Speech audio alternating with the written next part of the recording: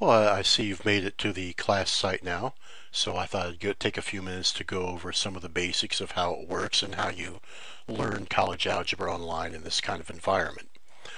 So the first thing that you might want to take a look at is this area that I think you've already been to, the course handouts area. In there we have the orientation information that you've opened the folder. You've opened up that folder to get to the video that you see now. The course syllabus that has all the policies for the class there.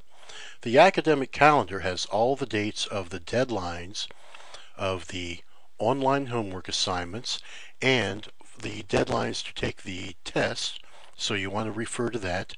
And then this list of practice exercises. These are exercises I've picked out for you to practice to make sure you understand the course material.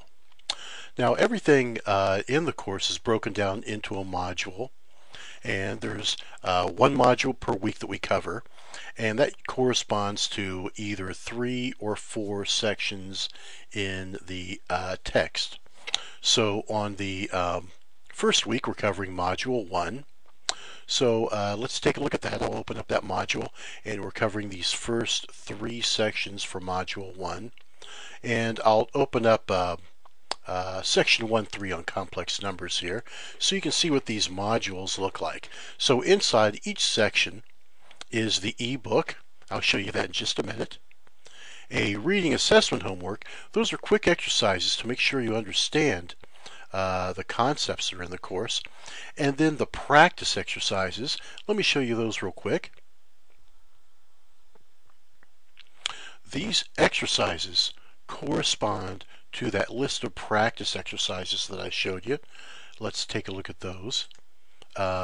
In section 1.3 we have problems 1 through 29 odd, so you'd want to do 1.3.1 to 1.3.29 odd. And notice many of these have a little video icon that can help you walk through the work on those.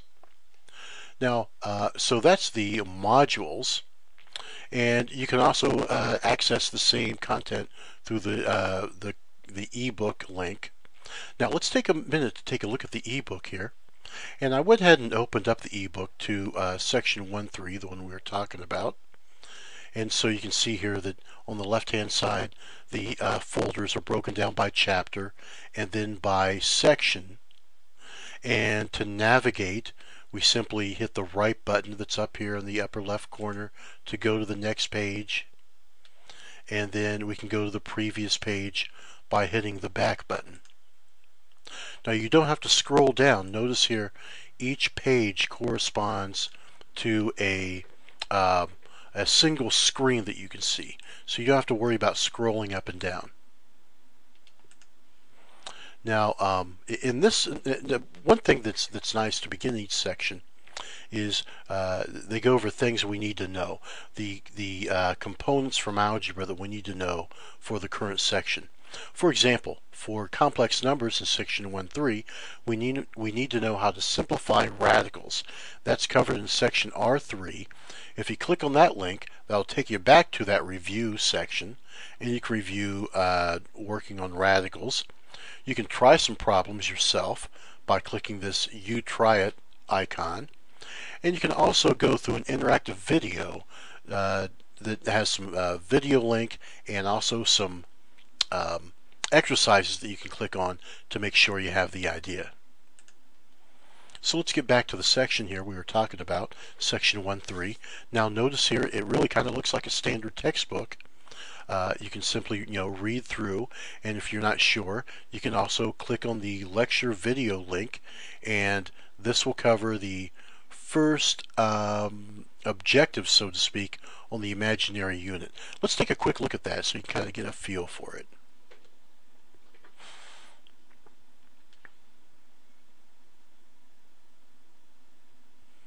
So these videos were made by the textbook author Kirk Trigstead from the University of Idaho.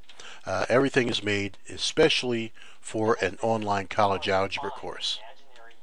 So here he is talking about the imaginary unit I.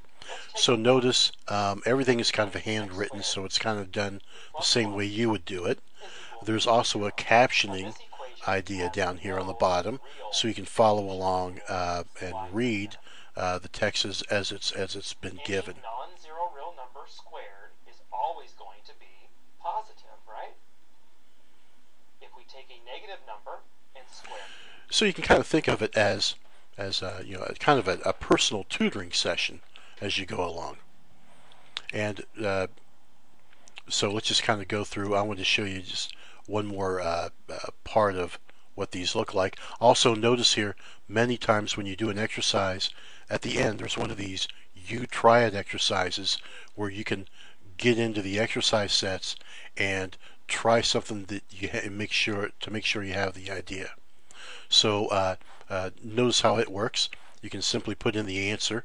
There's a little palette over here on the left that you can use to put in fractions, radicals, mixed numbers, the imaginary unit I, and there's also some helpful links on the right hand side. First one, it says help me solve this. So as we click on that, it'll give you an idea of what to do to solve a problem.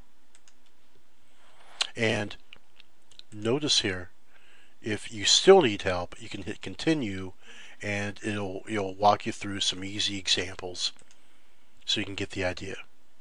And you can also print it out as well if you need help with that. So that's the ebook. Very effective way to learn college algebra in an online course like this.